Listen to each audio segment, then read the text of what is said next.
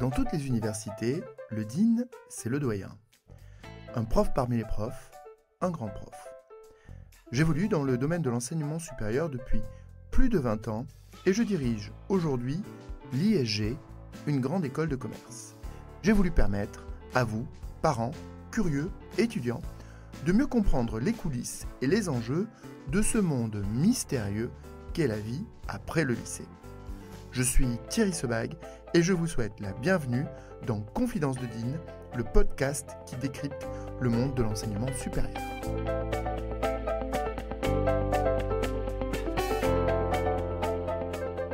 Il y a un chiffre que vous avez très probablement entendu.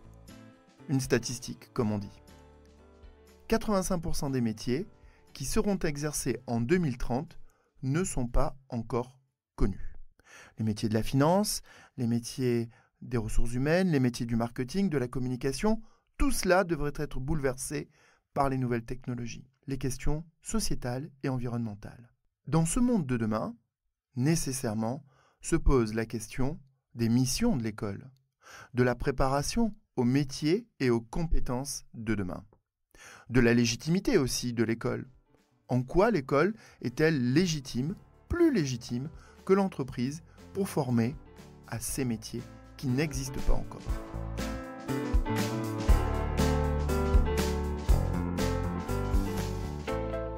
Il y a finalement, quand on y réfléchit, quelque chose d'assez schizophrénique de la part des écoles. Elles veulent préparer, mais elles ne connaissent pas ce à quoi elles doivent préparer. Un côté schizophrénique un peu façon Jekyll et Hyde. Alors, si vous me permettez, je vais vous le faire façon Jekyll et Hyde. Commençons par Dr Jekyll, si vous le voulez bien. Il faut rester humble face à l'avenir. On ne connaît pas bien les métiers et les compétences de demain, ni les entreprises qui seront celles de demain.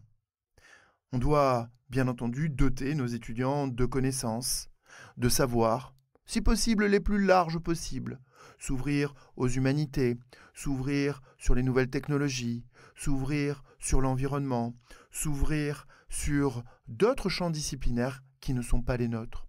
Les arts, c'est bien, vous savez, quand on ne sait pas. La culture, c'est bien, vous savez, quand on ne connaît pas. Et puis, si les savoirs durs, ce que l'on appelle les hard skills, ne sont pas faciles à détecter, à déceler dans ce monde de demain, on pourrait se dire « Oh, mais vous savez, pour demain, pour s'y préparer, pourquoi pas un peu de soft ? Un peu de soft skills pour préparer les étudiants, ça serait pas mal. Un peu d'agilité, un peu de curiosité, un zeste de créativité et de capacité à résoudre les problèmes. C'est pas mal ça, la capacité à résoudre les problèmes, quand on ne sait pas ce que seront les problèmes, ni les connaissances dont on aura besoin. Vous ne trouvez pas ? Enfin, moi, Dr Jekyll, c'est ce que je pense.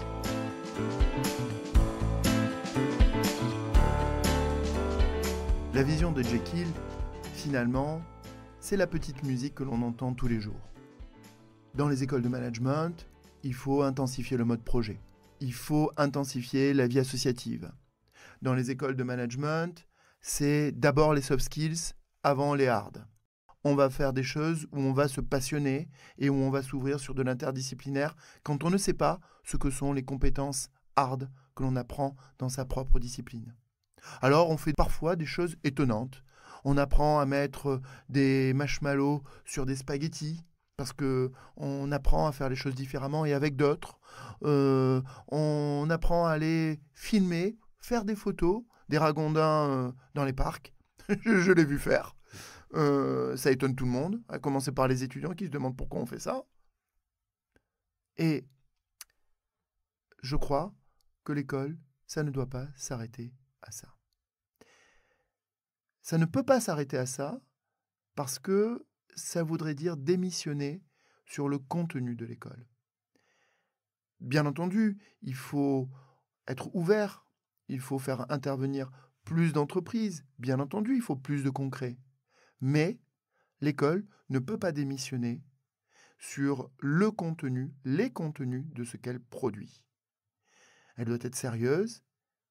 Et c'est en ce sens-là que cette première approche, très Jekyll, très on reste humble face à l'avenir, eh bien, ne plaît pas beaucoup à M. Hyde, qui préfère, lui, prendre le taureau un peu plus par les cornes et se dire, nous, on va retrousser nos manches et préparer nos étudiants à acquérir les compétences qui seront celles de demain.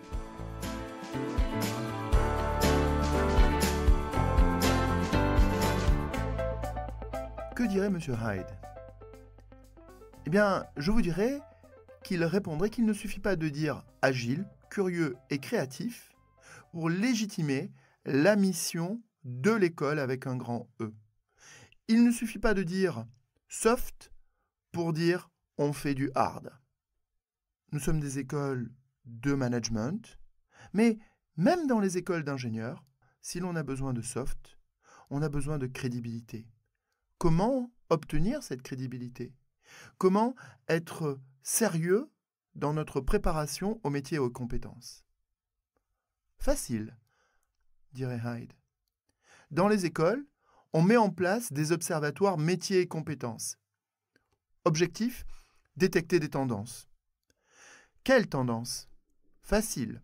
Quels que soient les métiers, quelles que soient les entreprises et les secteurs, on sait que la collecte, le traitement et la valorisation des données, c'est l'enjeu.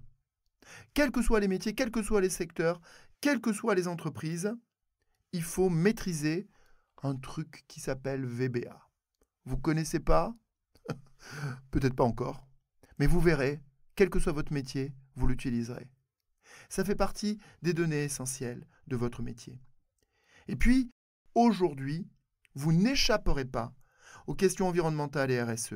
Changer de logiciel, connaître le droit, la réglementation, anticiper sur les évolutions de demain, tout cela, c'est essentiel pour transformer les business models de son entreprise, de son métier et s'adapter en permanence.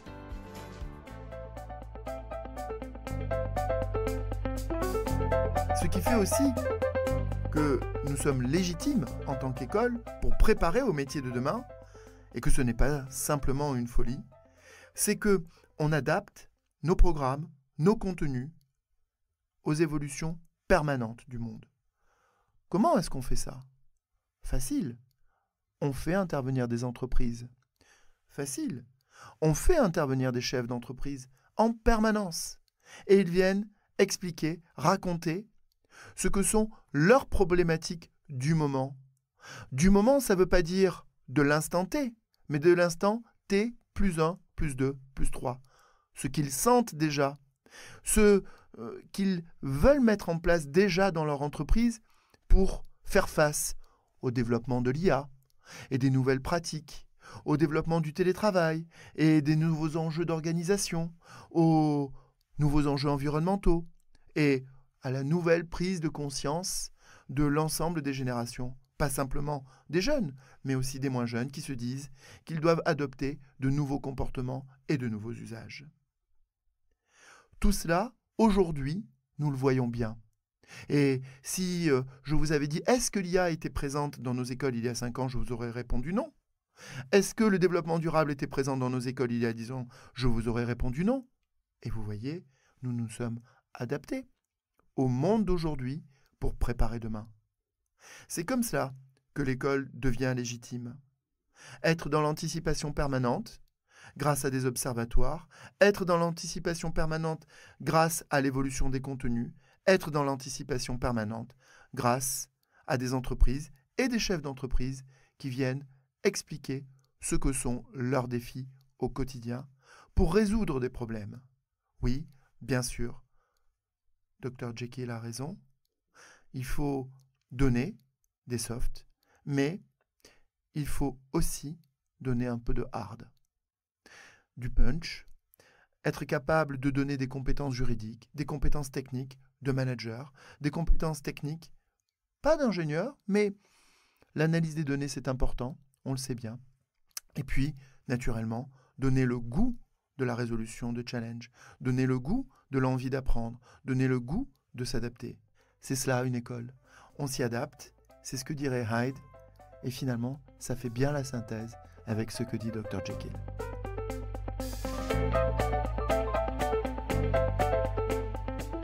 Jekyll, Hyde, qui a raison? En fait, je ne dirais pas que les deux ont raison, je dirais que forcément ils ont raison ensemble. À quoi prépare l'école? Elle prépare au métier de demain, mais pour préparer au métier de demain, il faut qu'elle marche sur ses deux jambes. Il faut qu'elle donne des compétences dans le dur, et ne pas oublier les compétences dans le dur. Mais il faut aussi être conscient que parce que ce monde change, on a besoin aussi de plasticité. On a aussi besoin d'apprendre à s'adapter, d'apprendre à apprendre, pour pouvoir faire face aux évolutions du monde.